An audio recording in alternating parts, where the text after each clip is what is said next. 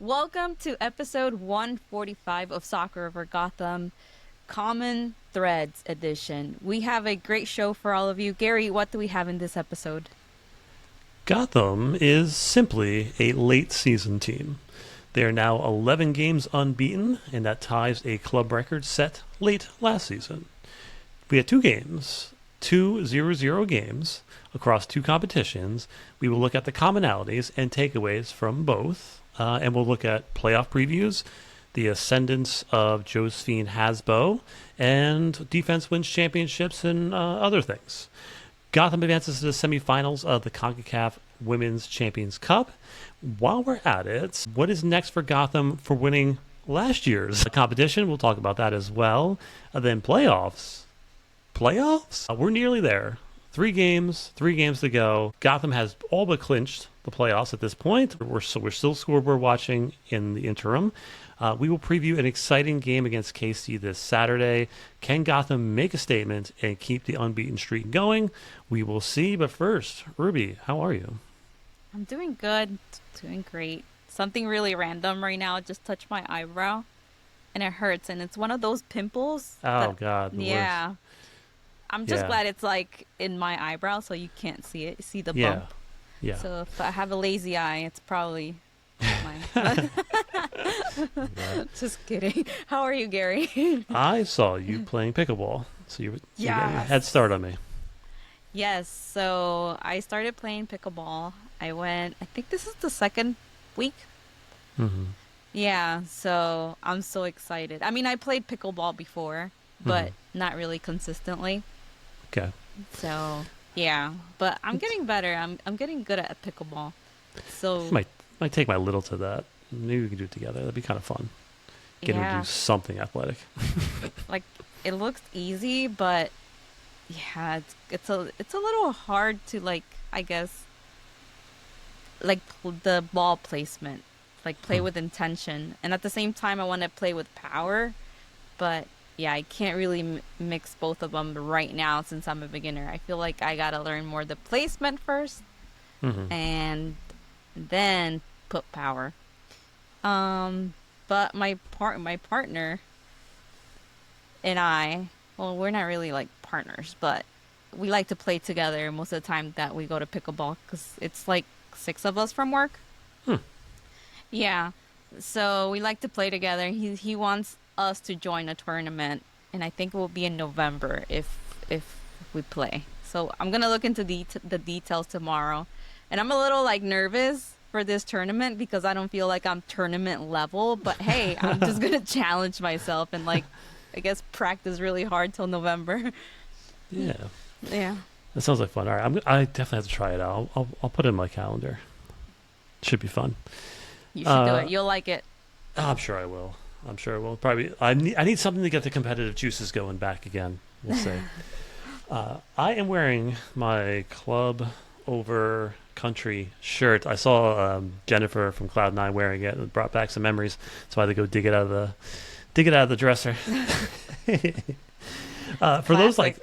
yeah, it's a classic shirt. For those who don't remember, there was a time where it felt like this. I'm hoping this is the accurate. Jennifer or Cloud9 will let me know if I'm off on this. But like, there was a time when you felt that the national team players on Sky Blue were using the team as sort of like a training ground, practice ground for the national team, and like they just did not care. That's what it felt like from the outside. So I appreciate this shirt. But I also want to point out that I think that this year, I think from Ali Krieger forward, all the national teamers on this team are wholly invested in this club. So yes, so I don't think it has its place right now, but it's definitely Gotham FC lore, this shirt. What else we got going on? So Ruby, did you get your tickets? Woof, I know we spoke about this maybe like 3 weeks ago or 4 weeks, Yeah. something like that, where you had to enter a raffle to be able, or if you get selected, you can buy World Cup tickets. Well, guess what? I don't have tickets. What? Yeah. I didn't You even didn't get get in the room to the room, then into the other room. exactly. Okay. It's like the password to the password to the password. I don't know. I didn't get Oh, anything. So bummer. yeah, but these tickets, I don't know what the hell they're doing for this World Cup. It just seems like everything's a mess. Everything's overpriced. Like, I feel like it hasn't even started, and I'm not really enjoying the experience so far. No doubt. And Hercules Gomez put out the preliminary StubHub ticket prices for resale for MetLife Stadium over here in Jersey. And the lowest price seats for resale is like upper seats, and it's $8,934, and that Whew. was last week. So I figured if you would have won tickets, we could have had a whole new studio. Oh my God, that is insane. Almost $9,000 for Hmm. a single ticket. Like, whew, that's like more than rent, more than a Hmm. mortgage. That is crazy. That's crazy. I don't Yeah. know. You're pretty much making this impossible for true fans to go.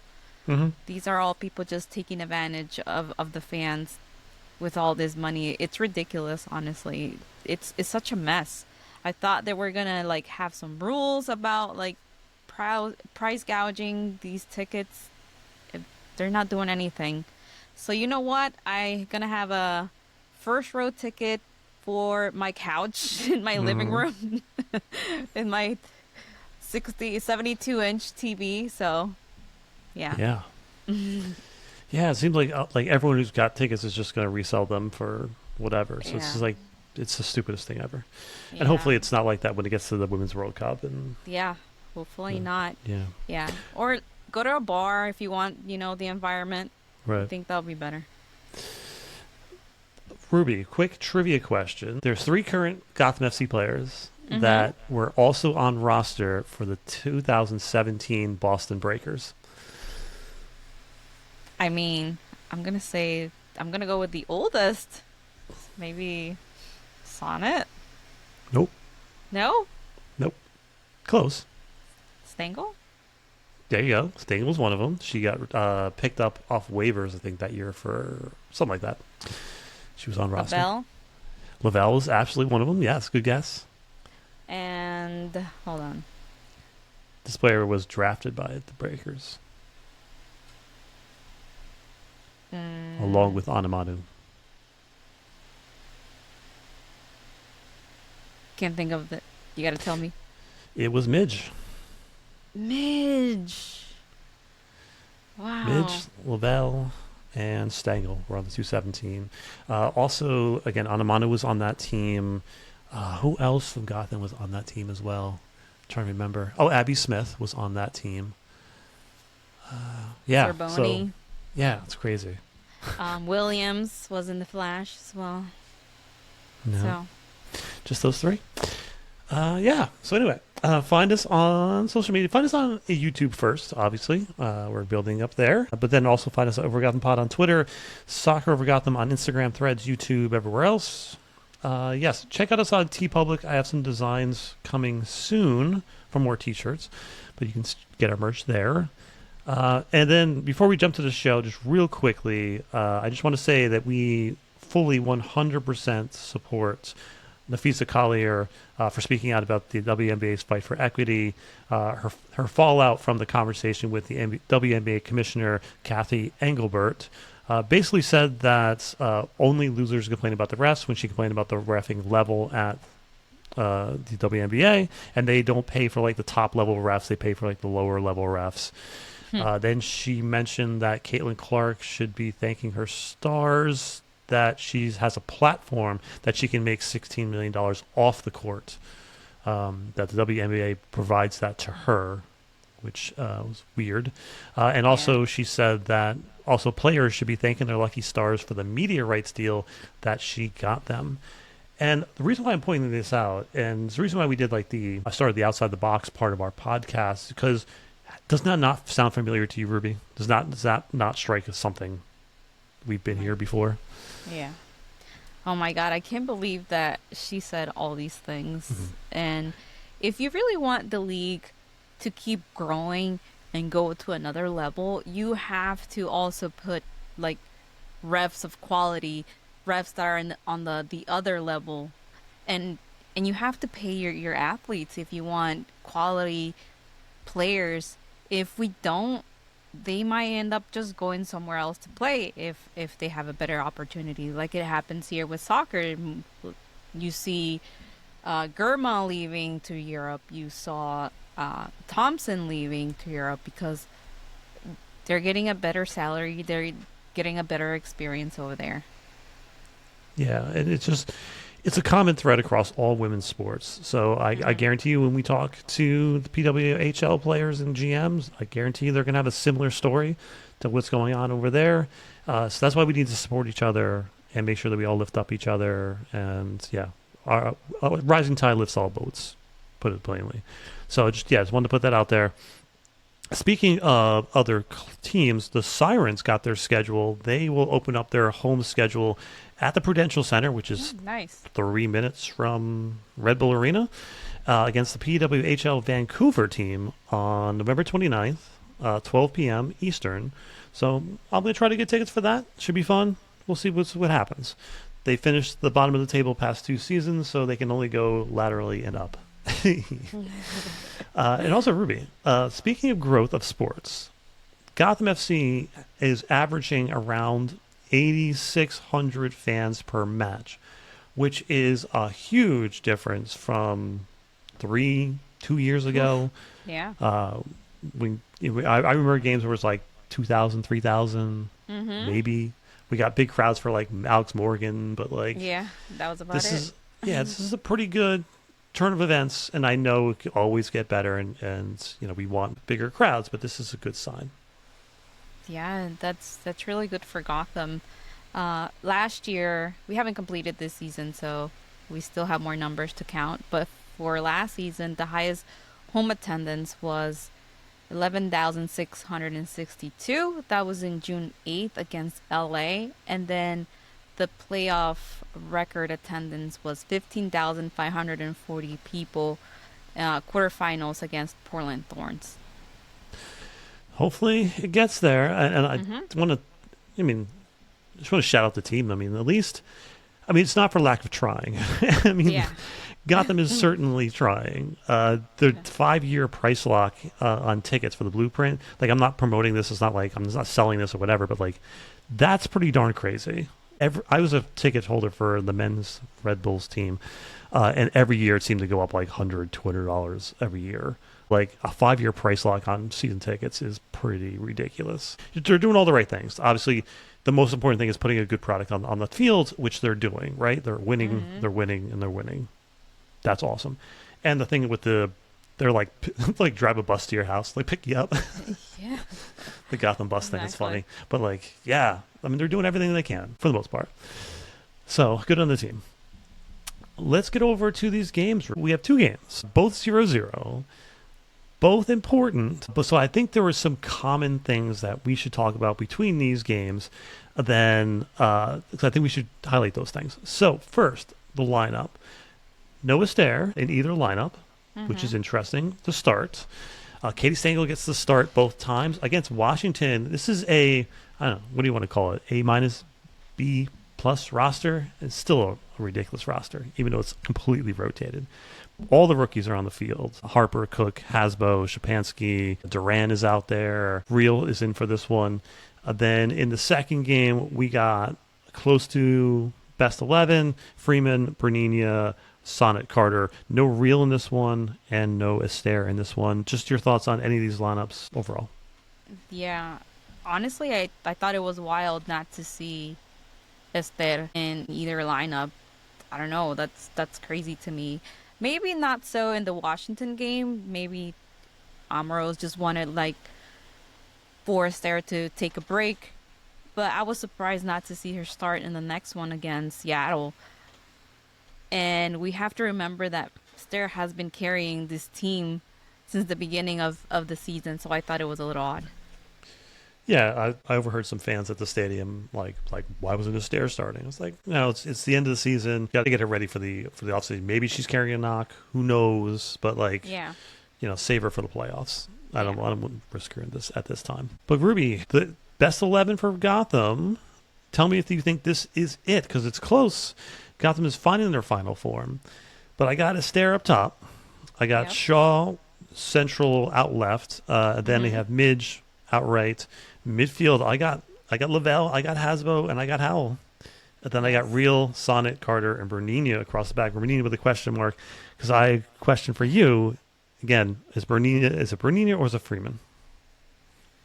I think if we're gonna have Midge there, it's gonna have to be Bernina because Bernina and Midge, I feel, have a good chemistry. Mm-hmm. True. I agree. So that's what it looks like.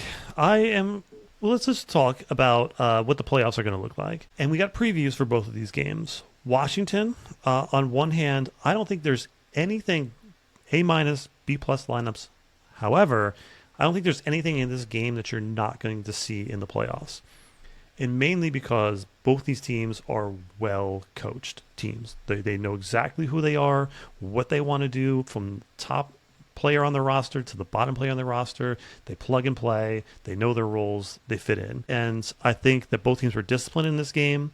They kept their shapes. I think Washington is evolving into a team which tries to like compact the field and makes shorter distances between players to make the passes, overload almost every area on the pitch if they stay compact. Gotham tries to overload the wings with Bernina, with Midge. I felt both teams played really well.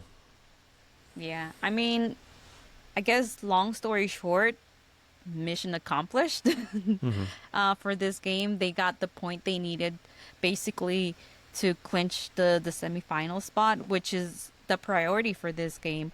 But it was it was a total tactical chess match between both teams, and I felt like this was more about not losing than winning for Gotham.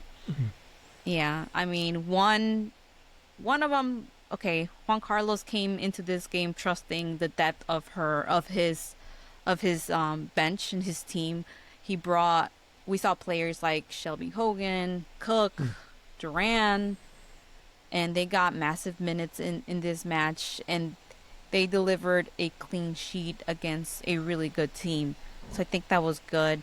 Then Shelby Hogan's performance, she had some close range shots and she kept her cool, and I think she made the necessary saves for the draw.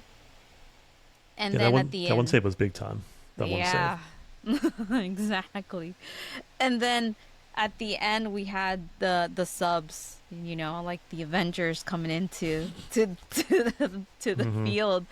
Rose, Shaw, Sonid, Midge, and I think that was really good. A good move from Amaros. Just basically saying, okay, they rested their starters, and now let's just use them, kind of like to grab a quick win. But yeah, they didn't get that win, but still, that was a good move. Yeah, I think that, but that's what playoffs are like. Teams play Hmm. more to not lose than they do to win games. Yep. So, good game. I don't think you're going to find a game where it's going to be Gotham and Washington. It's going to be like 7-5. These games are going to be tight.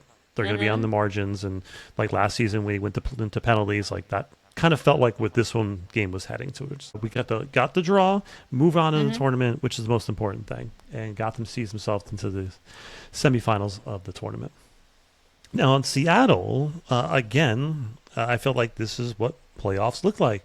This is what Portland tried to do to us, but they couldn't do it because Gotham scored early. What teams want to do is on the road, you want to sit in, completely shut down the other team's offense, and then late on in the game, try to get a set piece, try to sneak a goal in, and smash and grab and get out of there. And that's what Seattle's game plan was. And for a fan's perspective, it sucks. It sucks. Yeah. It's boring. It's not fun to watch. But Laura Harvey knows how to win, and that's why she's one of the winningest coaches in the league, because she knows how to shut it down when she needs to and doesn't care about looking pretty. You get out Yeah. there, make it boring. Who cares? I mean, that draw against Seattle, it's just one of those games, right? I don't Hmm. know. You, Gotham had total domination, but they had zero payoff in this. It was just, I feel like it was a massive game for the standings for them, especially how close everyone is with points. You want to get as many points as possible in the last few games that there's left in this season.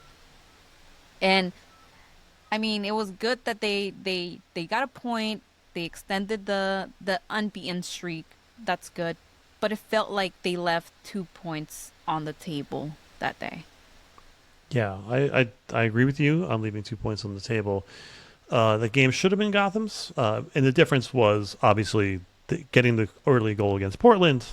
They had to come out and play because they needed those points, but neither team really needed to push the Yeah. envelope because no one's catching Washington. If you just keep getting a draw here, a draw there, you're in the playoffs. So, and as I always say, that's the hardest part, getting into the playoffs, and then you Yeah. can just have to win 3 games from there. Yeah.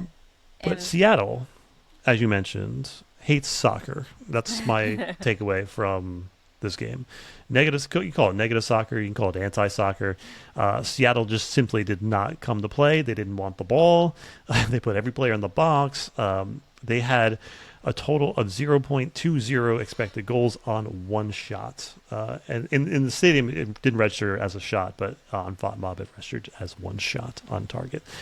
They just wanted to get a set piece somewhere around the box and try to get one to like hide him and get it on goal. On the other side, Gotham 1.20 expected goals, which you expect more considering how many chances and how forward thinking they were in this game. 10 total shots, only 4 on target because they were just bodies in the box. 8 shots inside the box, again, only 4 on target. It stinks. Stat of the match, Seattle had 22 passes in Gotham's half in the first half. And most of that came in like the first 3 to 5 minutes. The rest they just sat in. They only had 32 in the second half, 54 in total. Just for record, Gotham had 222 passes in their half. But again, Ruby, we talked about this many times, field tilt means nothing if you do nothing with it. that's true.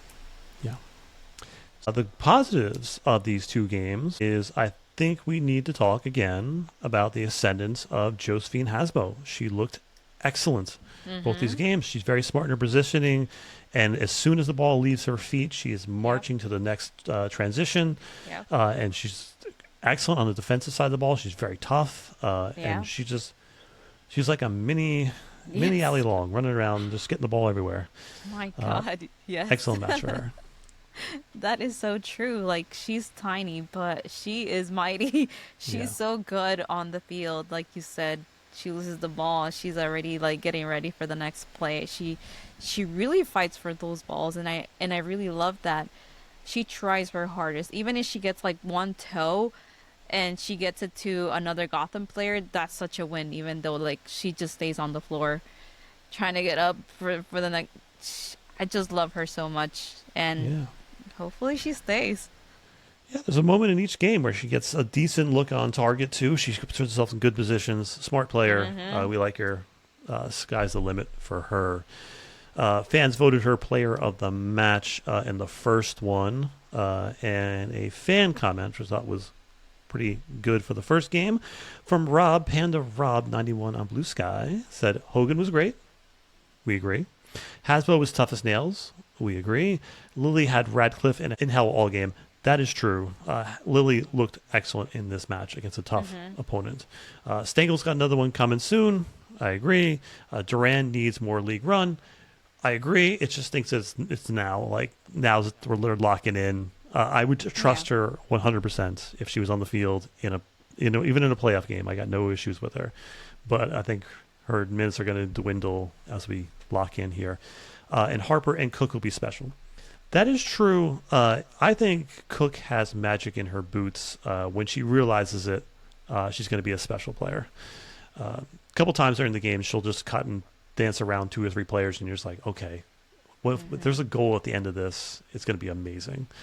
Yeah, she'll get there. Any disagreements there, Ruby?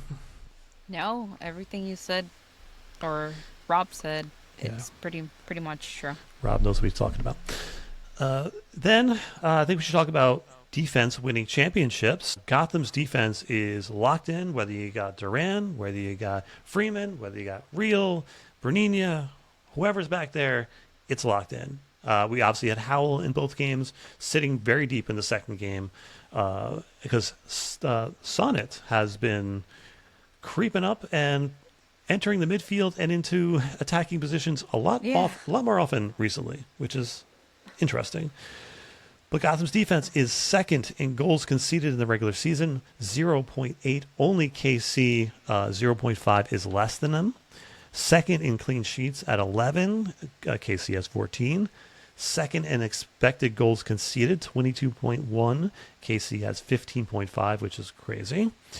Second lowest clearances in the league at 20. San Diego has less at 15.4. That's because they hold the ball.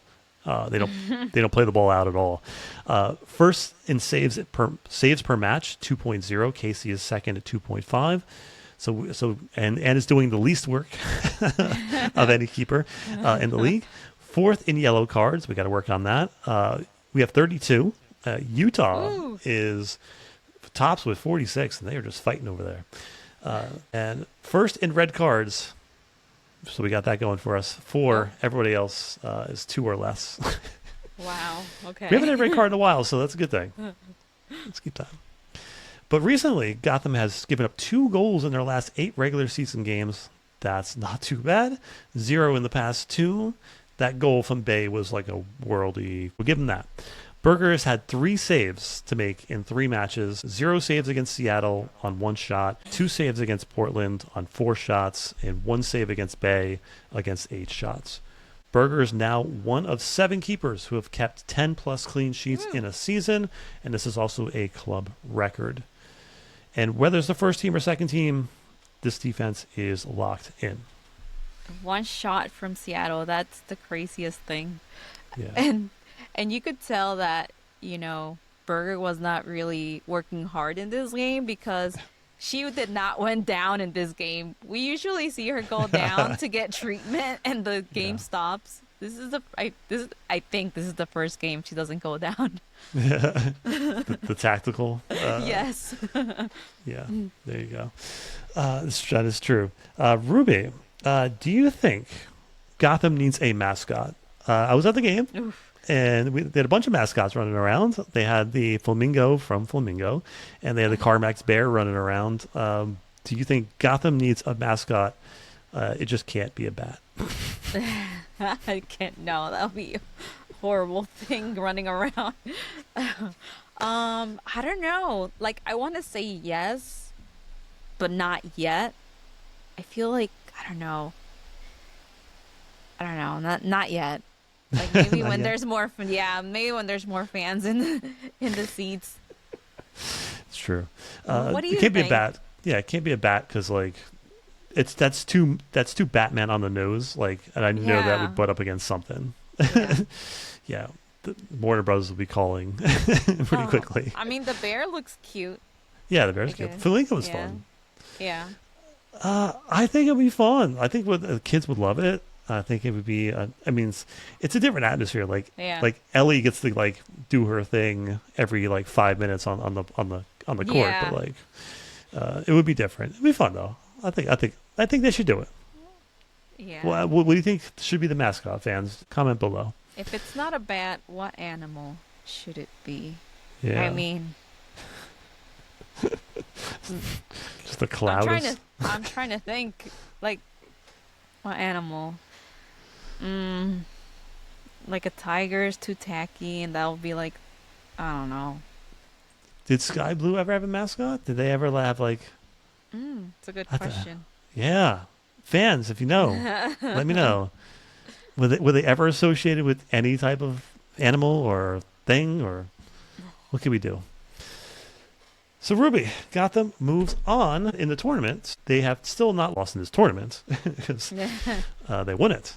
But Gotham won their first 3, tied their last one, and because Monterey slipped, Gotham is through. Washington just has to watch out for Monterey. If Monterey wins against them and beats everybody else, they might on goal differential, but they have to make up 4 goal differential, which not impossible. So pretty much Washington's through, but Monterey can catch them. But let's revisit. The 25-26 Women's Champions Cup will semifinals take place next May, or just like this year, in 2026.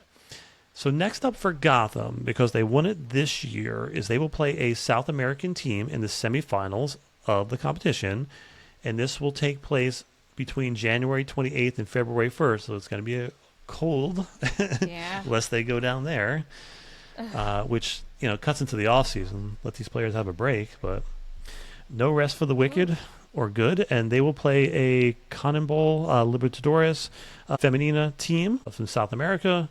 Should be interesting. And then once they win that, okay, then they are on track to play Arsenal, and whoever wins out of Oceania, I think the teams that are left on the other side are Arsenal, Auckland United, and we have Wuhan. They were the women's champions in Asia. So that's it. We could be on the road to play Arsenal. But what are your thoughts, Ruby? Yeah, this is really interesting. And like you said, they're not going to get any rest. They're going to keep playing. And they're going to play a lot next year, early next year. Usually they don't, well, they go back to preseason around that time, don't they? Like February? Yeah. Yeah. So they're going to start like a month early this time. Or, yeah. Oh, that's crazy for them. But, yeah, I'm excited to see them play Arsenal and other teams from different countries. Yeah. It would be amazing. I think they got a chance. Arsenal's tough, but I think they got a chance. Yeah. Imagine being like the top club in the world of that tournament. That's the first one to do it. That's so cool. Yeah. Amazing. Back to the regular season. We have a pretty interesting slate of games this weekend. Racing is above the line in 7th. Good for them. They beat the Courage in a very tough game last weekend. It was a lot of fun to watch. KC is running away with it. Washington runs away with it. Gotham is stuck in 3rd. Essentially, they would have to win out, and Washington would have to lose out in order to take 2nd place. So most likely we're going to be stuck in this 3rd, which means one home game at least in the playoffs. Not bad. Portland is 34. Seattle at 34. Most likely in those 3 teams. Orlando most likely in at 33. Then we got Racing, San Diego, North Carolina, and Houston fighting for those last couple spots. It could be an interesting run of games here this weekend. Racing, Chicago, and 30. Let's go Chicago. Bring Racing back down to earth. Then Orlando and Portland. Draw, I guess. Yeah. Yeah. Seattle and Bay FC. Let's go Bay. KC and Gotham. Gotham's winning this one, obviously. Gotham. North Carolina and Washington Spirits. That's... Ooh. Washington is pretty much out of reach for us, but hey, man, let's make some chaos at the bottom of the table. Let's go North Carolina. Get back in there. Utah and San Diego. Let's go Utah. Utah, yeah. Run the table at the end of the season. And then Angel City and Houston Dash.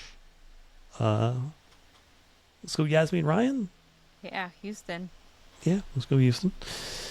Next opponent is KC this Saturday. KC last week did rotate some players. They did not have Chawinga starting in this one.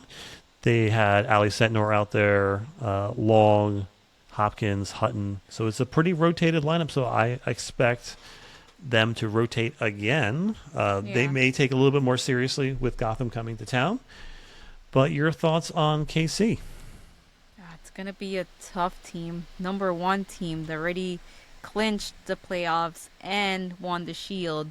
So this is going to be a true test to Gotham and see what they can do and how they're going to prepare for this. And if they make it into the playoffs, how we're going to see Gotham in the playoffs. I think this is a great test for Gotham. Yeah, I want Gotham to make a statement here. Yeah. That there's some weak spots in KC. Yeah. I want to put it in their head that they're not invincible.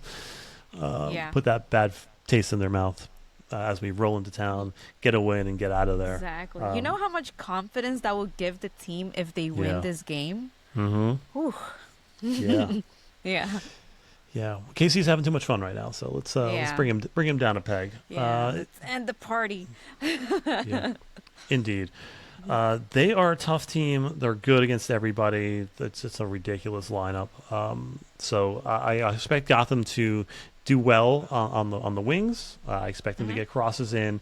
Casey may be bold enough to come out and play against Gotham, and if they do, Gotham should be able to pick them apart and should be able to take the spaces in the midfield, have Hasbo spraying balls around. Mm-hmm. I think the midfield is where Gotham takes this game. Yeah. We will see. But any manifestations for this game? I want Esther to start this game. Mm-hmm. Yeah, I just want to make a statement. Let's get a stare brace going. Let's get her back into the Golden Boot lead. Let's put that on them too. Oh my God! Imagine she gets a brace, gets Yeah. gets golden boot because she beat Casey. That's gonna be Yeah. great. Yeah, Good motivation indeed. there. So, any random thoughts before we get out of here? No, I don't have any random thoughts. What about you? So, I don't watch American TV, right? Okay, yeah. And I'm on the way to the game last, driving, it's an hour and a half drive. So, an hour of it, hour and 10 minutes, I'm listening to my book. And then for the last 10 minutes or 15 minutes, I'm listening to music because, I can't focus on my book and go through Newark at the same time. It's great. It's just not, that's dangerous. So I get this commercial for this show. It's called 911, right? Okay. And I've never heard of this show. I don't know what it's about.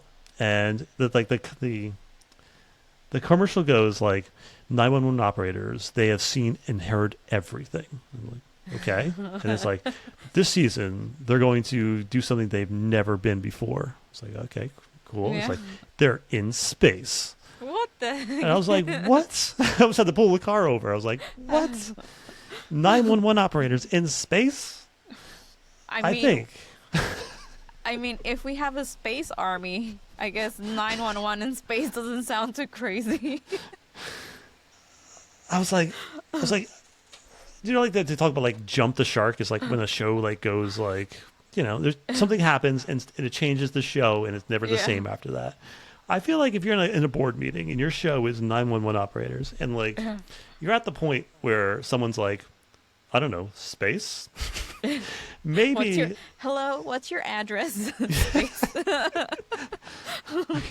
Maybe you should be I think we're done here. I think we've gone everywhere this show can go. I think we should end it here. Just funny. It's what a weird thing to do. But yeah.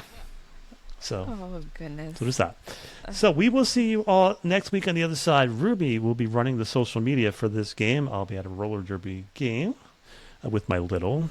So that should be fun. And I'll get to watch the game later. Hopefully to some good news when I get back. So we will see you all later. My cat wants to say hi before we go. All right. Let's go. Let's go.